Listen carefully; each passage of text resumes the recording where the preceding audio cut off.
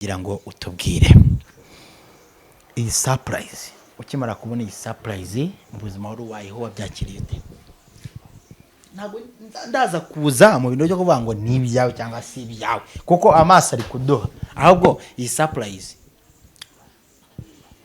byaranshimishije ko nyine ni ibintu byari bigoye kuba njye ubwanjye natekereza kubyigeza, ariko kuba byarabaye shimira Imana, nyine ni byiza.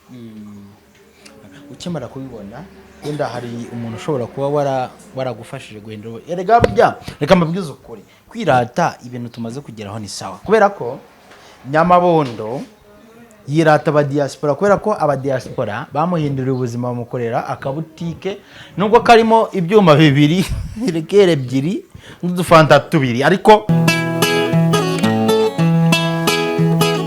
iyo nitegereje neza nkareba Manzi na Innocent, iyo nitegereje neza nkareba Manzi na Innocent, ntekereza urugendo rurerure mwagenze kuva mu buto bwanyu mwakabeje gukundana. I love you so much, come to me, come to me. Je t'aime trop, nalinga mingi wana.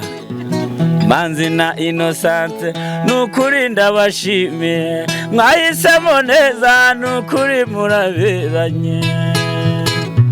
Manzi na Innocent, songa mbere turabashyigikiye.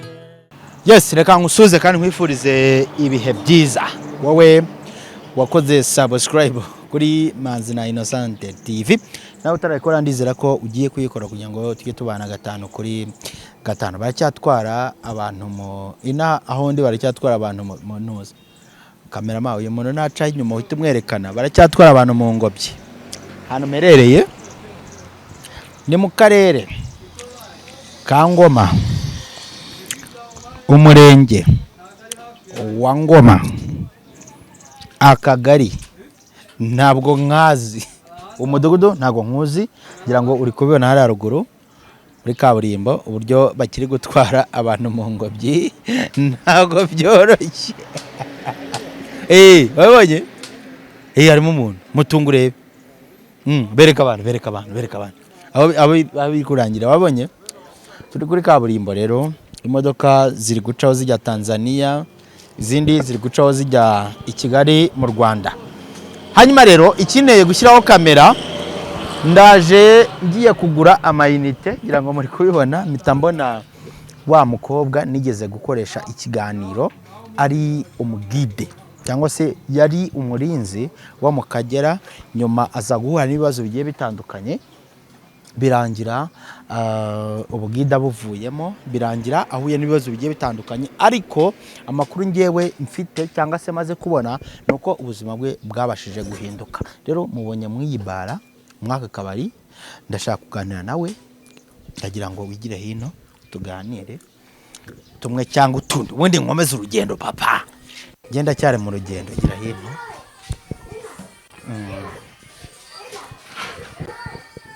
Aguzanyira ndari kumwe nawe, wamubonye ntago byoroshye. Namahoro. Nashatse kuza hano ngo musuhuze, ariko watubonye uhita witsimba mu nzu kugira ngo ntago iyo nzu turagusanga. Twanyuze rero hano tugenda, ari turavo twari turi gukora, dusanga wicaye hari nikubona mbera cameraman wanjye Blaise nubwo atoroshye, nabwani rero reka uyu muvandimwe nganirize nawe, ntago woroshye rega ndabizi. Cyangwa mvuge njye ngira cameraman w'indaya, abantu bose mujye mubaza Blaise ntago bayoroshye, ni cameraman w'indaya uba muri iki gihugu cy'u Rwanda. So abari kuntu. Hanyuma rero twari turi kugenda, hari tuntu turi kujyamo, turahanyura turakubona. Ni amahoro? Ni amahoro. Ubushize twaraganiriye, ariko ukuntu twaganiriye uko bimeze kose ubuzima bwarahindutse. Nagira ngo tubwire rero, hano hantu witsimbye uhise utubona ukihisha, wari wicaye hariya mu mutaka, we uhitsimbye mu buryo bwo kutwisha kamera. Ndabizi ndabizi iyi ntabwo ari TikTok ngo barakubaninga ndabizi abana banjye bayahageze hano hose yabibonye ariko ubuzima bwarahindutse pe bwarahindutse mbabarira tubwire uko byagenze aya ntabwo ari ibihumbi senkani zabase hano harimo miliyoni bro senkani zagushyira mu mayinite zikagushyira no mu kabari ibintu bibaho ntabwo bibaho ariko zabikora duherukana ryagiye ntakumpamagara nkabona naratangiye ncuruza amayinite karangira izamutse gake ega kwa kundi yadusubije n'ubundi reka kimeze nta guhinduka ni ugusubiza akajambo kamwe gusa abagide ni uku baba bameze ariko ndizera ko bya bindi byavuyeho byarahindutse ntabwo bikimeze nka cyagiye byari bigoye ariko ubu ngubu biri kugenda biza gake ubu ngubu rero ni ibyishimo bidasanzwe gusa wenda ndi kurasa ku ntego kugira ngo dukomeze twari tukiri mu mayira turi kwigendera ndagira ngo utubwire iyi surprise ukimara kubona iyi surprise mu buzima wari ubayeho wabyakiriye ute ntabwo ndaza kuza mu bintu byo kuvuga ngo ni ibyawe cyangwa si ibyawe kuko amaso ari kuduha ahubwo iyi surprise byaranshimishije ko nyine ni ibintu byari bigoye kuba njye ubwanjye natekereza kubyigezaho ariko kuba byarabaye shimira Imana nyine ni byiza ukimara kubibona wenda hari umuntu ushobora kuba waragufashije guhindura erega burya reka mbabwize ukuri kwirata ibintu tumaze kugeraho ni sawa kubera ko Nyamabondo yirata abadiaspora kubera ko abadiaspora bamuhindurira ubuzima bamukorera akabutike nubwo karimo ibyuma bibiri rekere ebyiri n'udufanta tubiri ariko nta Kanyamabondo arakirata asigaye yirirwa avuga ngo yaguze n'imodoka y'indundi uri kumva ayigenderamo avuga ati imodoka narayiguze ni iyanjye niyo zaba imwe cyangwa ebyiri ariko ni iyanjye uri kumva ati rero ati izi ni imbaraga z'abadiaspora buriya mu diaspora sakora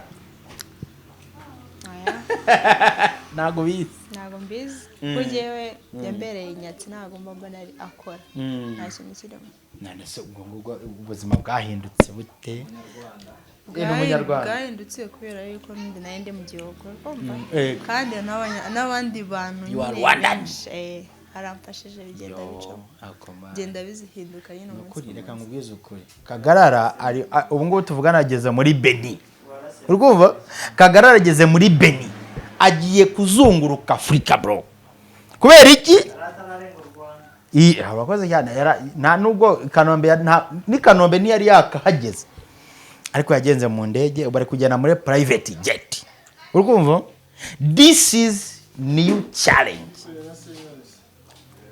igira hino gatoya igiza hino gatoya amubikurire zunguruka hariya bagufashe hanyuma Kagarara ntago wiwe yarakirenga igihugu urumva ntago yarakirenga igihugu nta nubwo yarakigera Kanombe ni Kanombe ni yarahaje ariko uribuka indirimbo ntuzana ni uribuka indirimbo ya Bruce Melody yaririmbye avuga ati njyewe sinari nakageze nabona njye ntuye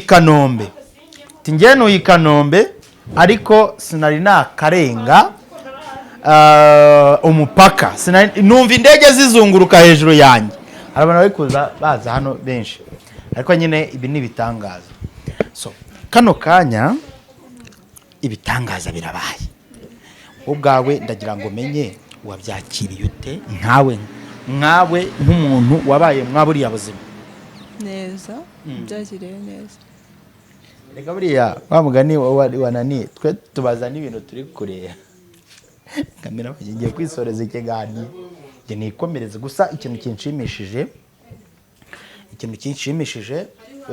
ndakivugira hanze ngwino hano nyivugire hanze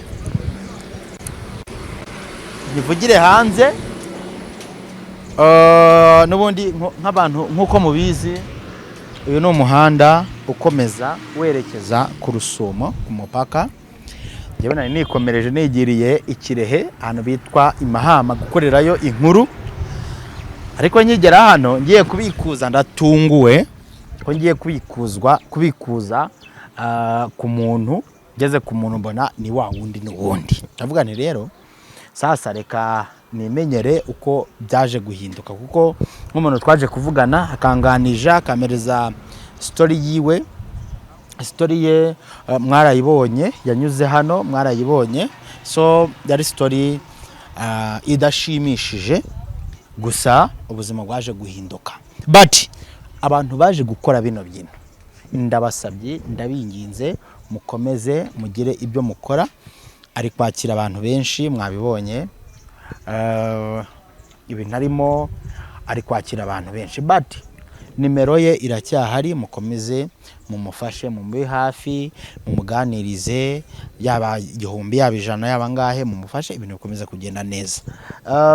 Natwe rero turacyari mu rugendo, ni ya makuru yacu, ni cyagiye cyacu tudapfusha ubusa. Umuhanda nguyu tugiye kuwataka ubundi hashye, twerekeze. Umuhanda n'uyu nguyu uragenda tugeze aho tugiye, gusa nanze kugira ngo nyure ku rugo, kuko nari ngiye kubikuza mbona yicaye hariya mu mitaka. Mwabonye aho natangiye gukorera, noneho nkimara kumushyiraho kamera yahise yiruka ajyamo hariya, ndagenda musangamo, ariko byange ko nashaka kugira ngo mubereke. Ni Manzi y'Imana, Manzi ya mwiza, Manzi Sadonda.